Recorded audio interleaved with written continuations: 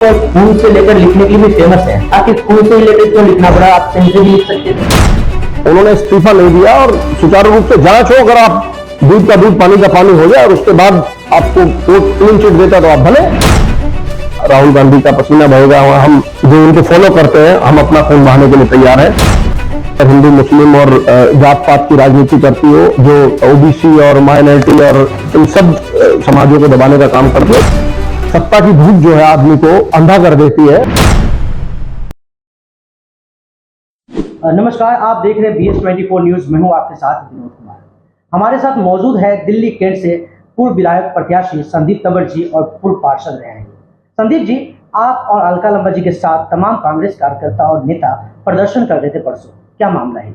देखिए, आपको पता है किस तरीके से भारतीय जनता पार्टी के नेतृत्व, पूर्व विधायक, मंत्री, भारत सरकार और बड़े नेता जो है राहुल गांधी के खिलाफ किस तरीके का जहर देश के अंदर उगल रहे हैं। राहुल गांधी के बढ़ते हुए जनता में कद को देखकर पूरी भारतीय जनता पार्टी, प्रधानमंत्री से लेकर और नीचे तक सब लोग घबराए हुए हैं और डरे हुए हैं कि राहुल गांधी जिस तरीके से भारत जोड़ो नया यात्रा के बाद एक जननायक के रूप में पूरे देश के अंदर उभर कर आए हैं, उनकी लोकप्रियता से डरकर भारतीय जनता पार्टी इस तरीके के गंदे बयान और पर्सनल आरोप और उनके खिलाफ जो है जान से मारने की धमकी, इस तरीके की गंदी और ओछी राजनीति पर उतर आए हैं। मैं समझता हूं इस देश के लिए ये सब बातें गलत है। नरेंद्र मोदी जी और आपकी जो भारतीय जनता पार्टी का सोशल मीडिया टीम है, आप सारा दिन देखिए नरेंद्र मोदी और भाजपा का जो ट्विटर हैंडल है और फेसबुक हैंडल, सारा दिन राहुल गांधी को उल्टे सीधे उनके जो नेता हैं वो सब चीजें लिखते हैं। मैं समझता हूं ये अच्छी हेल्दी राजनीति के लिए उचित नहीं है और देश के लिए अच्छा नहीं है कि आप नेता प्रतिपक्ष के खिलाफ इस तरीके के झूठे और अनाप शनाप आरोप लगाकर उनको मारने की धमकी। उनकी दादी, मतलब एक विधायक, पूर्व विधायक, ये कहता है कि राहुल गांधी तू बाज आ जा, वरना जिस तरीके से तुम्हारी दादी की हत्या हुई थी ऐसे तुम्हारी हो जाएगी। ये क्या तरीका, ये कौन सी राजनीति है मोदी जी? आप देश के सामने, देश के नौजवानों के सामने कौन सा एग्जाम्पल फिक्स करना चाहते हैं? विकास के नाम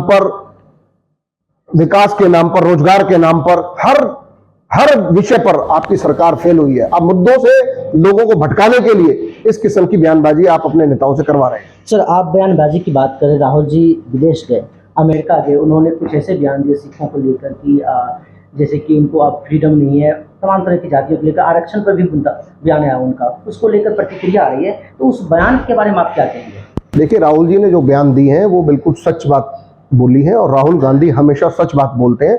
उस सच बात से लेकर सरकार इतनी घबरा जाती है। आप मणिपुर की बात को देख लो, मणिपुर के अंदर कितने दंगे हो रहे हैं, कितने ना जाने लोगों के साथ जो है अत्याचार हो रहे हैं, कितनी महिलाओं के साथ बलात्कार हुआ है।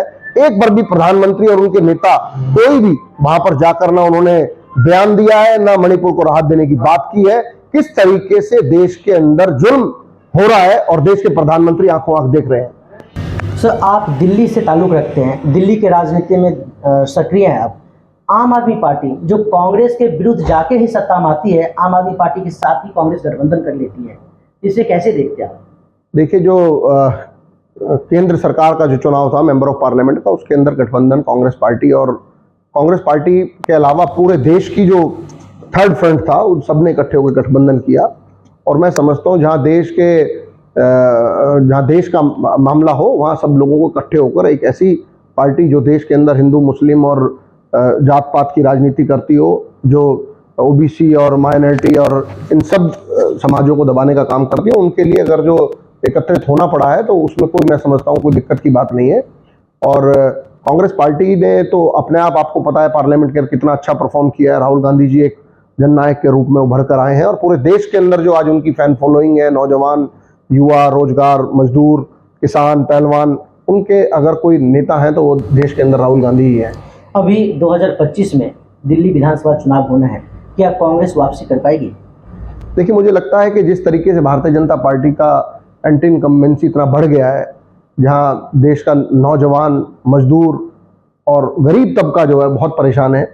मोदी जी तो सिर्फ 5 किलो राशन देकर ही लोगों को खुश करना चाहते हैं, उनको रोजगार की, नौजवानों को रोजगार की। दिल्ली में केजरीवाल जी की सरकार है। देखिए, दिल्ली के अंदर भी मैं बता रहा हूँ आपको, केजरीवाल जी का भी एंटी इनकम्बेंसी है, शराब घोटाले को लेकर और बहुत सारे मुद्दों को लेकर। आज आप दिल्ली की सड़कों का हाल देखिए, दिल्ली के अंदर पानी की व्यवस्था देखिए, इन सब को लेकर केजरीवाल जी के खिलाफ भी आम आदमी पार्टी का बहुत इनकम्बेंसी है। और उन सब चीज़ों का फायदा मुझे पूरी उम्मीद है, विश्वास है कि दिल्ली के नेतृत्व में, राहुल गांधी जी के नेतृत्व में, देवेंद्र यादव और अजय माकन जी के नेतृत्व में, अलका लांबा जी के नेतृत्व में दिल्ली के अंदर कांग्रेस दोबारा से रिवाइव करेगी।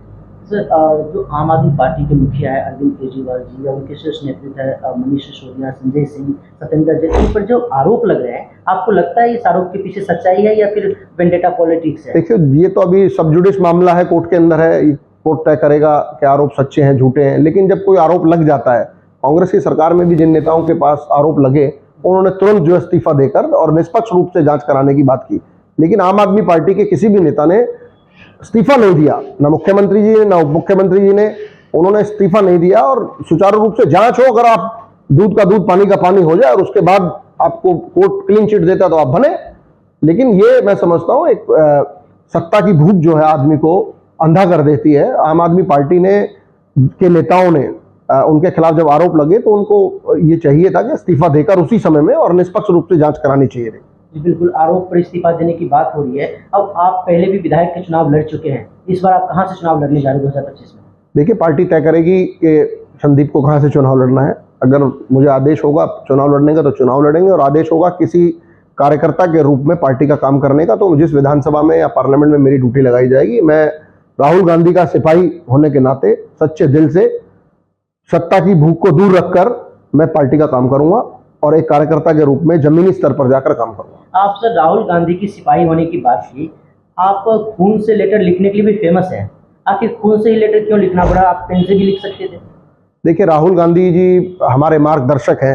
राहुल गांधी जी नौजवान, पूरे देश के नौजवानों के जननायक हैं। उन्होंने हमेशा नौजवानों को आगे बढ़ाने की बात की है, उन्होंने हमेशा नौजवान लोगों को रोजगार की बात की है।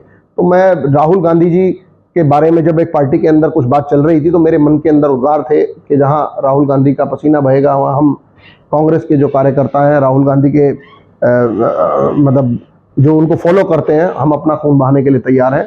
और आज भी राहुल गांधी जी ने ही पूरे देश के अंदर नौजवानों, किसानों, पहलवानों, तमाम वर्ग के, मतलब आप देखेंगे कीर्तिनगर में जो है लक्कड़ मंडी के अंदर जाकर उन्होंने वो चलाया, और एक मोची की दुकान पर जाकर जूता भी गांठा, एक कपड़े की दुकान पर जाकर कपड़े भी सिए। तो एक ऐसा व्यक्ति जो लोगों की आवाज बन गया है पूरे देश के अंदर, वो हमारा मार्गदर्शक तो है ही है, उसके अलावा नौजवानों के मार्गदर्शक हैं, नौजवानों के प्रति उनकी भावनाएं हैं नौजवानों की। तो मैंने इसीलिए उनके लिए पत्र सोनिया गांधी जी को लिखा था कि राहुल गांधी जी ही हमारे नेता हैं और राहुल गांधी ही इस कांग्रेस पार्टी और देश का उद्धार कर सकते हैं। जी बिल्कुल, तो आप देख सकते हैं नेता वही होता है जो हर तबके के साथ मिलकर चले, और संदीप जी का मानना है कि राहुल गांधी वही कर रहे हैं, चाहे किसान हो, मजदूर हो या फिर कोई कामगार हो, उनके साथ मिलकर चले। हालांकि 2025 में कांग्रेस दिल्ली में फिर से वापसी करती है नहीं, ये तो जनता ही बता पाएंगी। फिलहाल तक इतना ही। तमाम तरह की खबरों के लिए बने रहे BS24 न्यूज के साथ। धन्यवाद।